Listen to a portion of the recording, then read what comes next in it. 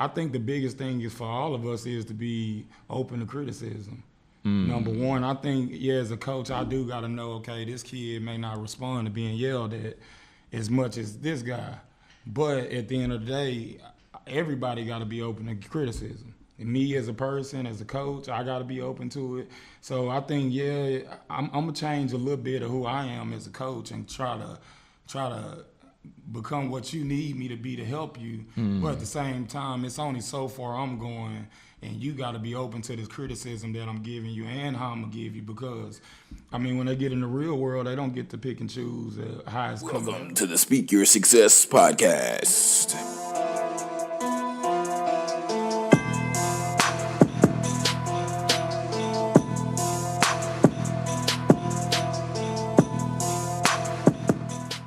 Welcome, successors, to the Speak Your Success podcast. I'm your host, TEDx speaker and best-selling author Jonathan Jones. Today we got a special guest in the studio. We got a champion in the studio. We're gonna introduce him in just 1 second. But before we get to our special guest, we want to come in and do the review of the week like we always do. And this review came from Young Carolina, and he said, "GOAT. Honestly, watching the growth of this young man is incredible. It's nothing like watching God's plans come to work." And I have to just say a slight caveat. That's my cousin who wrote this review. But me and him grew up together in Atlanta, high school, middle school, all that great stuff. But man, his name is Rome Jeter on all social media. I just want to shout you out and say, man, thanks for listening, and thanks for even taking the time to do the review. And if you would like the opportunity to be the review of the week, then all you have to do is go to Apple Podcasts, scroll down to the bottom after you type in Speak Your Success, and then type in a review. We'd hope it'd be a 5-star review. 5 stars. 5 stars never heard. Yeah, got to be 5 stars. Like Yo Gotti say, what, 5 star? I'm dating myself. Okay, anyway. So yeah, now we're gonna go ahead and get to today's guest. And man, we've known each other for a good little bit, huh? Well, it's been 4 or 5 years, but I think it's been something like I've that. known you in high school from playing, but didn't know you. Yeah, and then where'd you play college? I played at Trinity Valley and I played at Northlake also. Yeah. Because I remember seeing you at Northlake when I was at Richton. Okay, yeah. Oh, wait, let me introduce you first. Let me introduce you. Okay, so now we're gonna introduce. Newly champion. I mean, you've been a champion before. Yeah, high school. You put the banner up. You got the ring on. Okay, yeah. Now, just got another crown, if you will. Yep. As a coach, assistant. As a coach, how does that feel? Does it feel different now that you've? Yeah, it feels a lot different because I tell everybody it's a lot harder when you're a coach. Because at the end of the day, you can have your team prepared, but you can't go out there and hit a shot. You can't go out there and lock somebody up as bad as I want to sometimes. You draw up the play, but you can't. Yeah. Okay, so now we want to introduce Coach Corey Johnson. He's the assistant varsity basketball coach at the Duncanville High School. Yeah, the City of Champs. How many championships have y'all won at Duncanville? That was our 4th one on the boys' side. On the girls' sage, how many do they have total? Ooh, it's up there like 6 or 7. Like, Lord, it may be more than that. I'm gonna look today when I go to the school, and I'm gonna text you. I mean, all you gotta do is look up and see how many banners you can count, because that's crazy. We both got one national. They got a couple of nationals. So, man, called the City of Champions for a reason. Okay. Oh, that's a real thing. I thought you were just saying that. No, sir. Oh, no, that's a real thing. Yeah. Wow. City of Champs. Okay. That's our little slogan. Okay, that's what's up, man. So now, I want you to take me back. I want you just to take me back a little bit, and I want you just to talk about like you being in high school before you won. Like if you remember, you being in high school before y'all won that championship. Like what was that like? Because today I want to focus a little bit just on like the mindset of a champion. Mm-hmm. Well, I think just me coming up in Duncanville anyways, my sister played back in the 90s. She played with Tamika Catchings. I'm sure you heard of Tamika. Yeah. So just growing up watching them go 40-0, just like I said, Duncanville is called the City of Champs. Our boys, I watched them win the state championship, so that was always the expectation for me. Like I don't know anything else but to win. You know what I'm saying? That's what I seen growing up. So, I think the mindset before we won, we knew we were going to win my senior year. my junior year, we ended up losing to Plano in the second round. They ended up going on to win it all. But my senior year, that hurt us so bad, we knew we was going to win. So. Man, okay.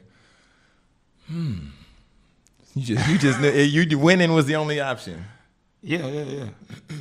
And then now rewind. So you were born in Duncanville? I was born in Dallas, of course, and then I've been living in Duncanville pretty much my whole life. Most of my family from Ben Harbor, Michigan. Me and my sister was born here, but most of my other family is from Michigan. All moved down here mainly. I didn't know that. Yeah. So when did you first know that you wanted to play basketball? Ooh, man, I was probably. I grew up playing basketball and football, so football was probably my first love. Okay. Me and weather don't get along well. I don't like being too cold, so I think just traveling with my sister to AAU tournaments and just being around it every single day. I kind of I'm the kid running on the court at halftime, shooting, getting in trouble. So, it's a love for it when you're around it like that. Just build a love. Dang. I didn't even know you had an older sister. Yeah. She coached at LSU, Oklahoma State. Yeah. Really? Trinity Valley. What's she doing now? She's still coaching? She's the assistant principal at Corsicana High School. And her husband he was the head coach at Navarro College, and now he's the AD. So, man, okay, so I got basketball roots. Yeah, I see. Born Dallas, Duncanville, and then just being around that environment. Just like you said, winning was expected. Like, did you feel pressure with that, or was it more so of a challenge? Since you were just in that space, you were like, we know we need to win. We're gonna win. So let's just put in the work. Yeah, I think for me, even personally, I come home every day and ask myself, did I max my day out almost? You know what I'm saying? Like, did I do everything I felt I could have done? But at the same time, you gotta have balance with that too. But I'm trying to get the most out every day, most of the time. And then when did that switch happen for you? Like you said, to where you're holding, because I know a lot of times it's easy for us to go through the motions. I know I've been guilty of this. I get caught in that. Just going through the motions, just rolling with life, just like water, just flowing down the stream. It's easy. But like when did you come to the place where it's like, hold on, wait, like I need to take control over my life? And I need to max out this day. I need to do this. I need to do that. Well, I think you have different seasons. So, like, I think it was a point of time in college where, I was kind of just going through the motions. And, I could have been doing a lot more. But then I think you surround yourself around the right people. Your core is always going to come back up. My sister is the big reason of the person I am today, my mom and my sister. So, my sister always was a winner. She always worked hard. So I grew up watching everything she done. She's probably the reason I'm a coach. You know what I'm saying? So, just really following behind her, watching how hard she works. I mean, it ain't no other option when people come before you. For me, it's not. That's real. And now being on the other side, like you said before, like you said now. You can't go out there and make a shot. Mm-hmm. You can't pull up. You can't finger roll. You're like, oh, how you smoke that layup? Yeah. So now, how different is it now being on the other side of the spectrum, and now to where you're in the position to where you can only encourage the players and you can give them the tools to be successful, but you can't be successful for them. Mm-hmm. Talk about that a little bit. Like just like the shift. Talk about that. I just think. Of course, like from playing and then now coaching, I think you just gotta let kids know. Basically, from my experiences, I gotta kind of try to guide you through this, and that's each of your kids that you have. So, as far as like for me personally, I didn't really get it as far as working hard in basketball wise until probably my sophomore, junior year. So when we get freshmen in, you got to try to get them to see that light early and look, dude. If you get this and realize, like, dude, you don't understand your potential, and most kids don't. Most adults don't understand their potential. So to get a kid to understand their potential is tough. So that's what we battle with every single day. And, they hearing their parents' side, they hearing their coach's side. That's a battle that coaches are going through every single day. So, and then and with with the one side of understanding your potential, well, them understanding their potential, which of course I know a lot of times is difficult to see, because even as, you know, when we're like our parents' children and they're growing us up and they're helping, you know, pour into us and try to mold us the right way. And they're like, but I see something in you. And you're like, but no, it looks like you're just trying to push me hard, to work hard. And you're like, no, but I think you can really do whatever that thing might be. Now, I want you just to talk about like the difference of personalities, because one thing I realized when I played basketball on my team, that our coach understood that certain players he could talk to a certain way, or certain players had to be handled a certain way. Like, have you have you seen? Well, I know you've seen that, but like talk a little bit about that. Just understanding how to manage the different personalities, because I know with freshmen through seniors, you got all different type personalities. You got all different just type individuals. Just talk about that, like how to differentiate between that and that you got to see every day and be around each other every day, and y'all working towards the same goal, hopefully. But you know, I think the biggest thing is for all of us is to be open to criticism. Number one, I think, as a coach, I do got to know, okay, this kid may not respond to being yelled at as much as this guy. But at the end of the day, everybody got to be open to criticism. And me as a person, as a coach, I got to be open to it. So I think, I'm going to change a little bit of who I am as a coach and try to become what you need me to be to help you. But at the same time, it's only so far I'm going, and you got to be open to this criticism that I'm giving you and how I'm going to give you, because, I mean, when they get in the real world, they don't get to pick and choose how it's coming at them. Man. So, you know, I think you got to prepare kids for that. So the kids coming to your program, do you think they're prepared to hear that, like to be open to criticism? Because even adults now, I think. Go ahead. Well, no. Go ahead. I was finna say, I think most kids, 90% of them aren't prepared. You know what I'm saying, to hear the truth about them every single day. Like, and we tell them all the time, like, my job is to sit here and pick out the negative stuff about you. Yeah, I'm gonna tell you the good stuff. I'm gonna tell you I love you. I'm gonna tell you all that. But most of the time, I'm telling you what you need to improve on. And it takes maturity for anybody, like I said, even an adult, to have to sit there and listen to that. So I mean, that's big for grown-ups too. Man, I think that's a really big level of maturity, because, well, I'm gonna ask you what's been the most difficult thing that somebody's told you that you had to change, like through your course of life. You know, if it's been your wife, if it's been your mom, if it's been your dad, if it's been a coach, you don't have to say who the person was. But I'm just curious, like, what's been something that somebody's told you that, like, Corey, man, you need to change this, but you didn't want to hear it. Well, I think growing up, I had an attitude problem. I think that was the biggest thing. And then lately, even as an adult, you know, my wife done told me this before, like, I overtalk people sometimes. So I'm making a conscious effort every single day to, like, sit here and just listen to a person completely done talking, and then let me say what I got to say. You know, so, and it's hard sometimes, you know. Man. So, but I'm trying to change that, so, you know. Yeah, I mean, I think it takes, like you said, a mature individual to understand that, but also understanding that we can't grow as people if we never listen to any, especially the people that we have in our lives who are in those, like, basically, like I heard somebody once say, like, the people who we allow to be our board of directors, just like, you know, any business, nonprofit, stuff like that. Yeah.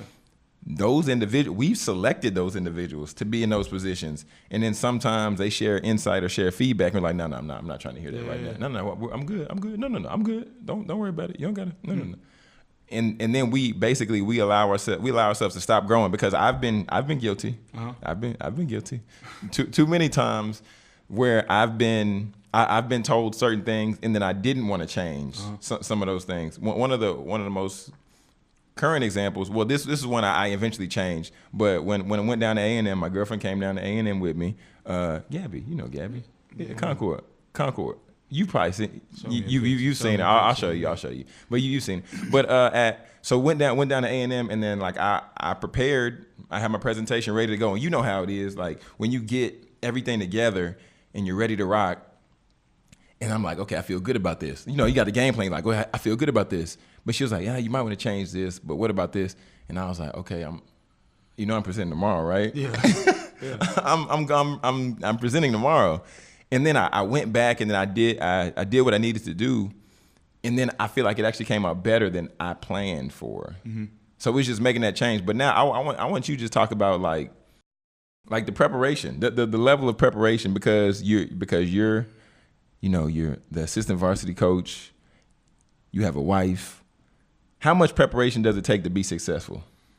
I think a lot. I think of course, if we talking about coaching and personal, I think personally, every day you got to wake up with something to fix about yourself. Like, for me, a big thing for me right now is listening to a sermon every single day. Mm. And of course, I got a relationship with God. I got a relationship with Jesus. But also for me, it's about just hearing good stuff. Instead of just turning on rap music. First thing in the morning, I'm hearing this and that, which I gotta have that in part of my day too. But every single day I gotta have a good word in me. I feel like. Yeah, that's good, because I mean, if we don't prepare, like, I just think of, because there have been some times where I've stepped up to do a presentation and I either didn't prepare the way I wanted to, or I just said, let me just see how it goes. Well, let me say this. I would say, and then on the basketball side, mm-hmm. even like preparing in the playoffs, like it's so many nights I probably was up. I mean, for instance, let's say that we won a semifinal game. Uh-huh. It played at 7:30, I want to say. Took the boys to get something to eat, and I was up all night watching film before the championship game. So I had probably like 5-6 weeks of just every single day, so much film to watch. And I think you got to be prepared, because when you prepare, you're comfortable. You know what I'm saying? You got a level of comfort. So yes, things are gonna change, but for the most part, you know what to expect. You should be prepared for it, and you should even have counters for when stuff don't go your way. And I look at that in business and personal life, everything. So I think coaching apply to pretty much every area of life. Yeah, definitely. Because if you're not, because like you said, when you prepare, you have a certain level of comfort, and then you can counter. If you don't prepare, you don't even have the first line of defense, because countering, I think, is the second line of defense. But if you don't prepare, then that's out the window, and then somebody hits you with something that you didn't expect, and like, oh, well, what do we do? We don't know what to. When you don't prepare, I think you don't care enough. And if you're going against me in anything, you better prepare. I feel like. Wow. You said if you don't prepare, you don't care enough. That's how I feel. What would you say to somebody who says that they like? I mean, let's just say if it's not even an athlete. Let's just say if somebody with the business, but they're going into something, but they're like, man, I didn't have time to prepare. What do you say to that person? It wasn't important enough to you.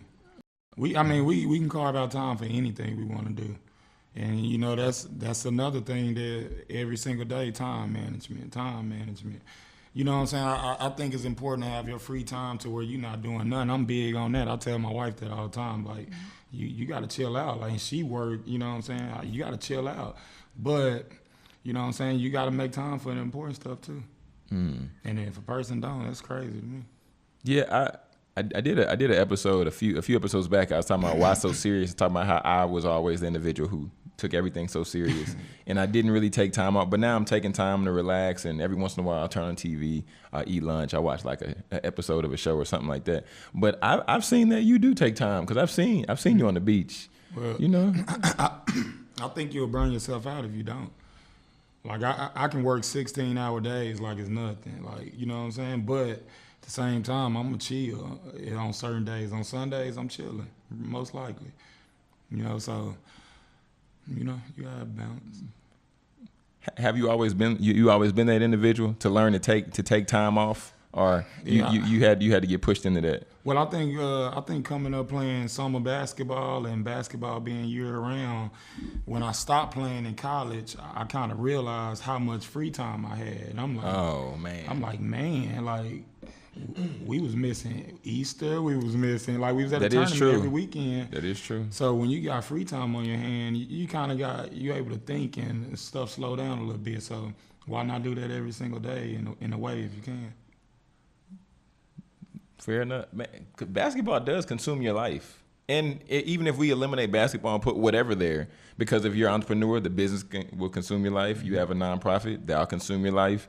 Anything I think that we're passionate about, if we're not careful, will consume our life. But then we have to just make sure to take time and make priorities for the other things. Because I think it's seasons where it should consume your life. And then it's seasons to where you got to know, like somebody asked me yesterday, like, I'm surprised you don't coach summer basketball. I'm like, I couldn't give my all to that. You know what I'm saying? Like, I feel like I go so hard on my school team. How could I come to the summer and give my all in too? Like, I don't want to do that. That's a lot of time. That's a lot. I don't think your wife would be too happy about that. Well, I'm still gonna be at the summer game. Well, yeah, but being at the game and coaching, that's two totally different things. That preparation, that scouting report, and like all of just, man, that's a lot. Playing 3 games in one day, like, I think it's good. It's a great thing. It's just it's hard for me to do both. Seasons, man. Seasons definitely the name of the game, man. I'm just trying to. Okay, I'm trying to break you. I'm trying to break you, Coach Corey. I'm trying to break you. Man, this dude got me on a podcast, man. I'm trying to break you. You up almost to 12,000 followers, man. You getting it. Ah, man, watch out, man. Hey, nobody counting that, man. Nobody counting that, man. But I want you to. Okay. Here we go. I want you just to share, because with this podcast, I know you listen, but with the podcast, the general focus. I always want to be able to bring in people with different perspectives, but I want people to hear, know, and understand people's stories, like their struggles, and just like transparency. I know before you talking about if you say anything too crazy, we're gonna have to cut it out. But I know we're not gonna get there. But I always want people to know that once they walk away, that they took something with them. Like, I like to give people like tangible strategies. What is one strategy, like through your life, through your course of life, that you've seen to be really beneficial for you? Like, if it's been, I'm gonna let you just take that. Well, I think, of course, R.I.P. Nipsey Hussle. I'm sure everybody, you've been seeing everybody post, but, man, we've been running through the interviews and stuff like that, and I've been a fan even before he passed, but he had one where he said, the only difference between me and everybody else is I just didn't quit. You know what I'm saying? And when I look at my story, it's pretty much the same way, and that's for anybody. It's just about being consistent. Like, my story, I done been to 5 different colleges. You went to 5 different colleges? Yes, that's crazy. No, you didn't go to 5. Now, I went to one a semester, had to transfer to another one. Like, my college story is crazy. I felt like I could have quit and never got my degree. So, I didn't know you went to 5. Why? It was just different things, different reasons? Well, at Trinity Valley. Talk about it. Talk about it to the people. At Trinity Valley, my freshman year, I ended up having an appendix surgery kind of during almost the middle of the year. So, I almost died, Oh, my goodness. So I had emergency surgery with that, and that kind of took a toll on me basketball-wise. And then even when I came back, I broke my wrist. So after that year, that's my freshman year, after that year, I transferred to Northlake. Ended up getting a medical red shirt. So as a basketball, I'm a freshman. But in school, I'm a sophomore or whatever. So go to Northlake, kind of got off track a little bit, I feel like.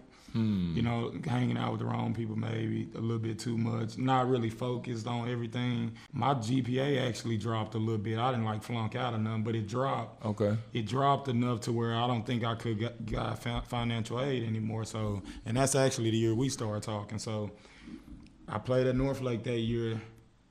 The next year, remember I had a medical red shirt. My second basketball year, I transferred to Navarro.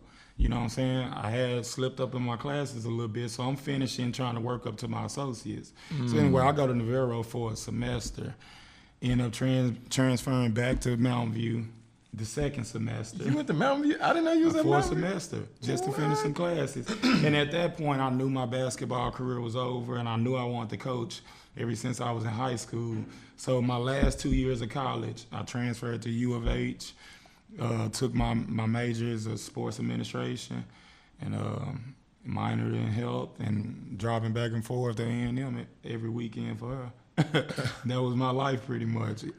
U of H for 2 years and A&M. I did not know you was. I did not know, Lord. Oh yeah, it's a lot, ain't it?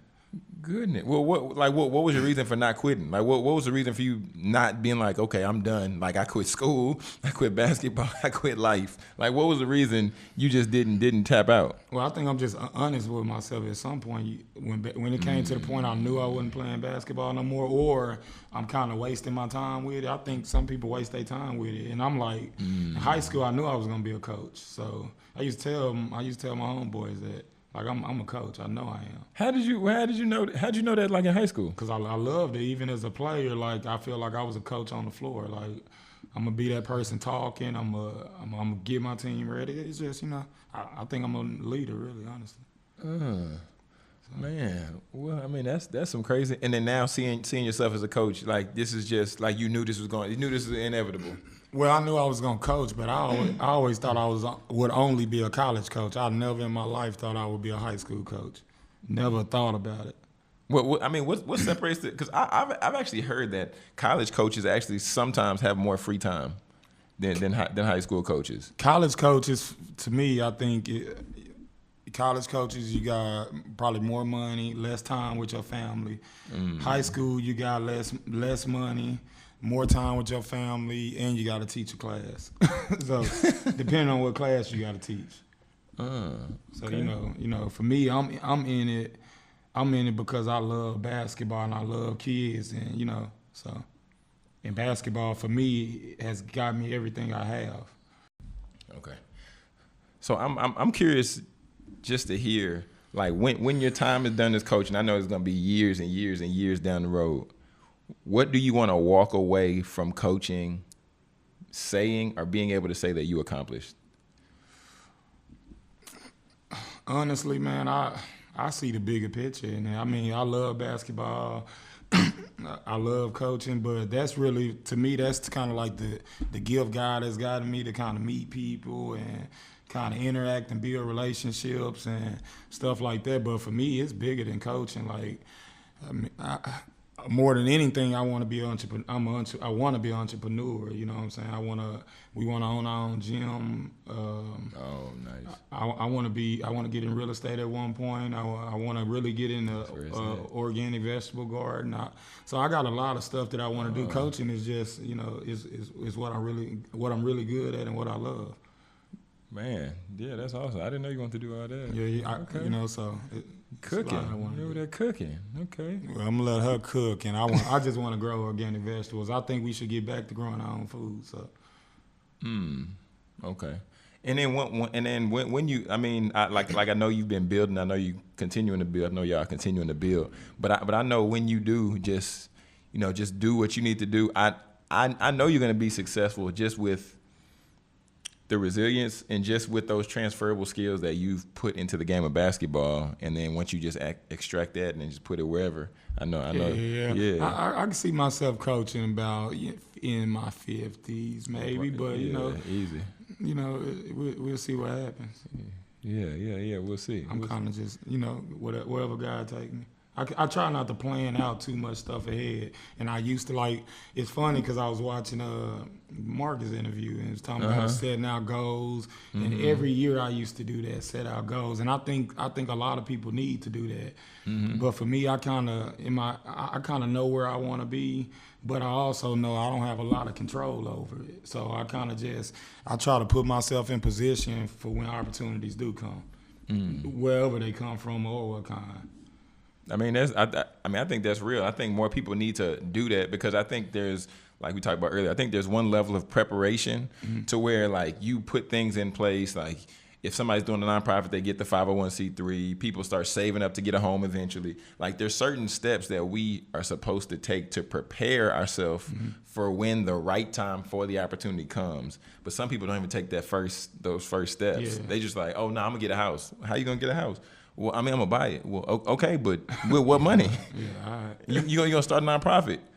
How you gonna start a nonprofit? Like, I mean, I want to start one. You gotta do a lot of paperwork for that, right? And it takes time, and you gotta go through the process, and you meet with the people at the city, and you do all these things. It took me forever. And I think, man, it takes some time. It takes some time. I haven't done it yet. But my mom showed me the paperwork. I was like, oh, okay, I'm gonna hold off for a second. Yeah, it take a lot of time, but Yeah. Okay, so now we're gonna go ahead and transition.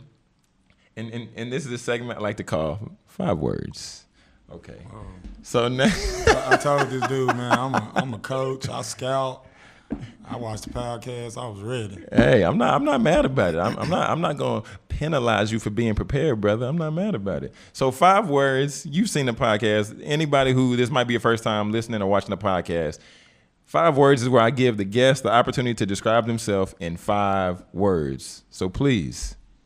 My 5 words is God, family, real, love, and peace.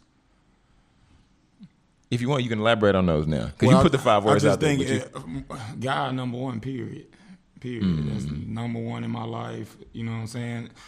Nothing comes before God for me. And then my family, of course, is going to be second. You know, I'm big on family. I'm close to pretty much most of my family. Real, since I was a kid, a big thing for me is to be authentic with people. You know, when I do leave, I want people to be able to say, you know, he was real with me, he was honest. I might didn't like him, but he kept it 100 with me. You know what I'm saying? And then love, I mean, everybody want love. I mean, I don't care if you're the hardest dude in the world who don't want to be loved. I think That's love. true. I think Jesus is love. You know what I'm saying? So, you know, love is, we all need love. And then peace, man, who don't want peace? You know what I'm saying? I mean, like, yeah. Go ahead. Me, peace is the best thing ever. And we talk about that all the time. We want a marriage with peace. Like, we want to be able to, like, chill. Like, we don't want to be arguing all the time. And I want peace in every facet of my life, at the job, at work, everything. So, people I hang around with, you know, so. That's fair. I think mentally that keep you right. Man, yeah. If you don't have peace, then you have some problems. And if you don't have peace, you might want to reevaluate some things. Most people don't have peace, I feel like. Definitely. And I don't believe, well, you can be successful without peace, but I think it makes it so much harder. Is it worth it? Ooh. I mean, you can ask people the same thing about some relationships. No, it's not worth it. Yeah, it's not. No, it's not. I can tell you that. Nah, man. Nope. Gotta have that peace, man. Because, I mean, it ain't gonna be peace for 100% of the time. Of course not. Man, give me 75. Give me 75. Yeah, I'd definitely take 75 there any day. I mean, that'd be one place where I would gladly take that C. I would take a C right there. Yeah. Well, I don't know, is C still 75? I know they changed the grading scale. C plus, probably 75. Okay. I'm just making sure. I got PE, man.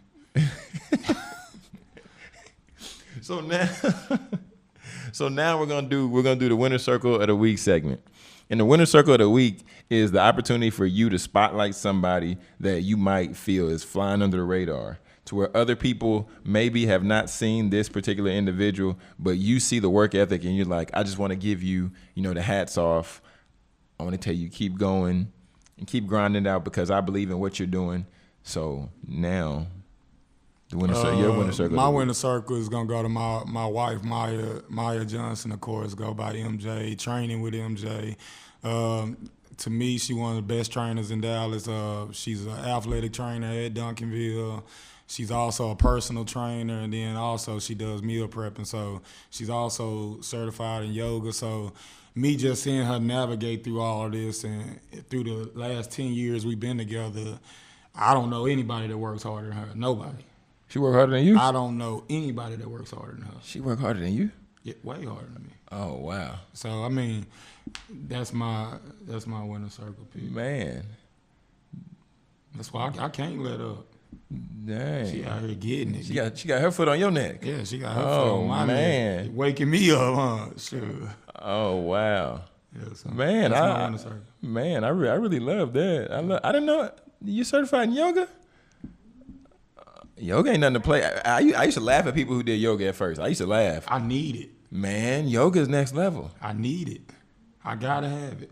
Yoga is next level. Every time they say lay on the mat and relax, I always fall asleep. I mean, that's good though. Yeah, that's that piece. Man. And then, bro, as you get older, the biggest thing for adults is staying flexible. And then that's one time where you can actually sit there and think to yourself. Man. So if you don't meditate or anything, doing yoga, that's the time where you got to just think and breathe and try to control your breathing, and you kind of value how breathing is. I mean, like to take air in, you value that. Yeah, well, that's too deep. Man, huh? What you say? I don't want to get too deep. But that's I think sometimes we miss out on the best things in life because we don't value the small moments. Yeah, we don't. And we are guilty of that. So guilty. So guilty. Because I was driving over here today, and I was driving through this rain, and I was like, man, it just threw me off. The rain just threw me up. But just understanding, like, I still had transportation to get over here. Yeah. Appreciate you for coming through too, man. Yeah, man. He sent me the schedule, and I'm like, man, I must be the first coach. He got school hours on here. I'm like, come on, man. I'm like, I can't do that. I'm just trying to get organized, man, because I've realized that like planning out like interviews, and I send like that, and then it falls through. People click it, they put it through. That helps me with my life. I've realized now that if I don't put things in order a certain way, then it won't get done the way it needs to get done. Bro, it's legit. I've been nervous since I found out. Yeah. Since you text me about a month ago, I've been nervous, bro. What? Nervous about what? Nah, you got a big following, bro. Oh man, come on, man. We out doing here, your thing, best-selling author. Oh Lord, man, I'm interviewing you, man. What are you doing? I'm interviewing him. Come on, man. But yeah, I mean, I'm gonna make sure I'm gonna get her information down in the show notes. Okay. Because we're in Dallas, and you're open to training. Okay, open to train. Because I mean, okay. So everybody trying to get their summer body. Yeah. You hit her up, trying to get your meal right. Yeah, and pretty much only serious people really, normally mess with us. So. Oh, you like that intense? Are you just saying y'all just saying? Like, I mean, like people who gonna stick with it and actually follow through. Yeah, like follow through. I don't like that. 2 days and then say I train with it. Yeah, that's real. That's real. But I like y'all's whole dynamic because you a coach, she a coach. Y'all got the meal prep happening, the preparation, and y'all ready to attack the world, man. Y'all gonna take the whole physical fitness arena, the coaching, y'all gonna just take it over, huh? Yeah, we trying to, this health thing, that's a big thing for me. That's why I was a minor in college. I'm big on health. I think that was our calling as a marriage. I feel like that was almost my calling as a person. So, I mean, I ain't the healthiest person in the world, but it's a lot of stuff we got to change as people. And I think I'm gonna help with that. Are you vegan? No, I could go vegan. She's vegan now. She's not considered vegan. So you're vegan-ish? So I try to do the least. Well, I don't do no meat. So okay. I don't eat no dairy, but I try to just do. I'm just plant-based conscious. Like, try to minimize my processed foods and stuff like that. So I don't say I'm vegan because I don't want to put myself in a category. Okay. It's easy, bro. It's the food. I could do it easily. That's and it. Well, I wanted to ask y'all that because I was watching an interview with Kevin Hart the other day, and I saw that he's getting ready to do like a supplement line. Yeah. Oh, okay. Yeah, I was. I mean, some of the interviews. Some of the interviews after, if I watch them on YouTube, I'll do it to where I can watch it a little bit faster because Joe Rogan's interviews are long. But yeah, they're long. But just listening to him talk about like how your body or you're your best product. So he said as he's doing the supplements, he's taking them himself so that people can see the results that he gets, and then of course they're gonna go ahead and get it. Personally, so. I think it's crazy to me that people will go buy shoes that cost $1,000, $800, but you won't eat really, really, really good food. Like I hear people all the time like, I ain't paying that much for it. That's real. Like you are crazy. I'm a cash out for my food if I don't cash out for nothing else. I mean, because I think we get so caught up, and I say I'm talking about people as a whole. I know it's dangerous, but I'm talking about people as a whole. But we get so caught up. Well, I'll talk about our culture. I'll talk about our culture. We get caught up in the right now, like in the flash right now.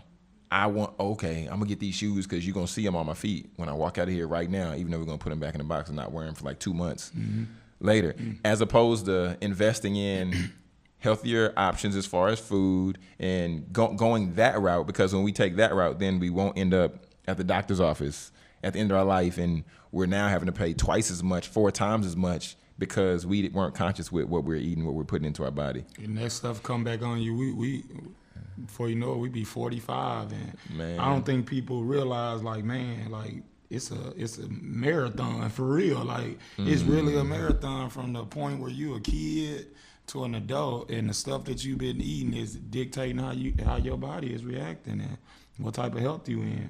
Now, being just completely healthy don't guarantee anything, but why not try to feel the best way you can while you are here? Yeah, no, that's real. That's real. That's I can't wait. Like when I do have kids, like bro, they gonna get the real deal. I wish my people would have knew what we know. Man, I mean, yeah, there's a lot of stuff out there to know, and we can be ignorant to it and just ignore it and just move past it if we want. But like I was saying before, my lady, she's like, yeah, go ahead, eat whatever you want to now, because once we get married, you ain't gonna be on that. And bro, you're not gonna miss it. Like even when I'll eat cooked meals pretty much all through the week, but on the weekends, I go to a restaurant, I'm still eating really good. The difference is my cheat meal is letting the restaurant cook it. So That's fair. Okay, so now we're gonna we're gonna go to this or that. In this segment here, it's called This or That. We want to have a little bit of fun, cool. And I'm just gonna give you a couple of rapid fire questions, and you just say. So I say, Coke or Pepsi, and then you say neither. No, I'm messing with Coke. I got you. I'm gonna say one. Yeah. Okay. So it's just gonna be a couple of questions. It's gonna be just rapid fire action, but it's gonna be a little bit of fun. Without further ado,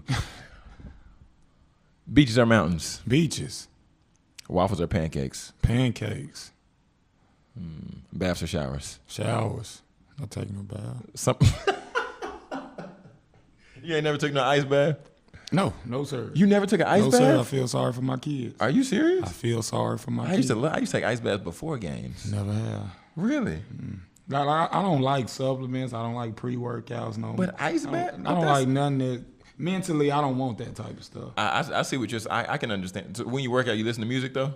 Yeah, but if I'm really trying to test myself mentally, I run without music, or that's the toughest thing. I heard somebody. I think it was like a Joe Rogan interview. I think somebody was interviewing a guy named David Goggins. Mm-hmm.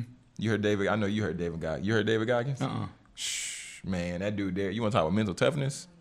Whole nother level. Yeah, I'm gonna have to like write a paper to get to you. Trying to learn, bro. But yeah, he on a whole nother level.